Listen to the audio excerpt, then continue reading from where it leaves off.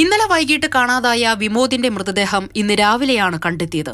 കോട്ടയം ഓണംതുരുത്ത് മങ്ങാട്ടുകുഴി സ്വദേശി വിമോദ് കുമാർ ചൂണ്ടയിടാൻ പോയപ്പോൾ വെള്ളത്തിൽ വീഴുകയായിരുന്നു. വെള്ളക്കെട്ട് മൂലം സംസ്ഥാനത്ത് പലയിടങ്ങളിലും ഗതാഗതം താറുമാറായി. ആലപ്പുഴ ചന്തിരൂരിൽ ദേശീയപാതയിൽ മണിക്കൂറുകളോളം ഗതാഗതം തടസ്സപ്പെട്ടു.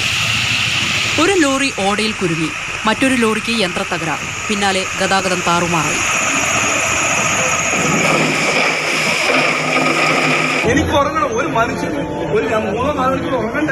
മഴ മൂലം കരിപ്പൂരിൽ നിന്നുള്ള വിമാനങ്ങൾ വഴിതിരിച്ചുവിട്ടു. എയർ ഇന്ത്യയുടെ അബുദാബി മസ്കറ്റ് വിമാനങ്ങൾ ഇതോടെ വൈകി.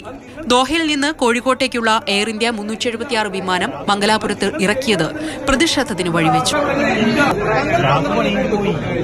കോഴിക്കോട് ഇന്നലെ വൈകിട്ട് 7:30 എത്തേണ്ട വിമാനം മംഗലാപുരത്ത് രാത്രി 9:30 ഇറക്കിയത്. ഇവരെ ഉച്ചയോടുകൂടി കൊച്ചിയിലെത്തിച്ചു. വർക്കല ഹെലിപാഡ് ഭാഗത്തെ പാപനാശം കുന്നിടിഞ്ഞു.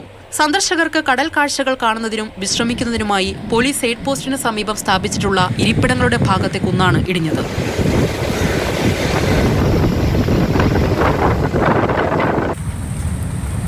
കൊല്ലം കിഴക്കേ കല്ലടയിൽ തെങ്ങ് വീണ് വീട് തകർന്നു. കൊച്ചുപ്ലാമൂർ സ്വദേശി ഷാജിയുടെ വീടിന്റെ കിടപ്പുമുറിയും അടുക്കളയും പൂർണ്ണമായും തകർന്നു.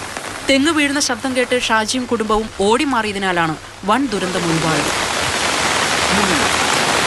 പത്തനംതിട്ട ചന്ദനപ്പള്ളി അങ്ങാടിക്കൽ റോഡിലും മരം കടപുഴകി വീണു. മലപ്പുറം കൊണ്ടോട്ടി ചെറുകാവ് നെച്ചിയിൽ മണ്ണിടിഞ്ഞു.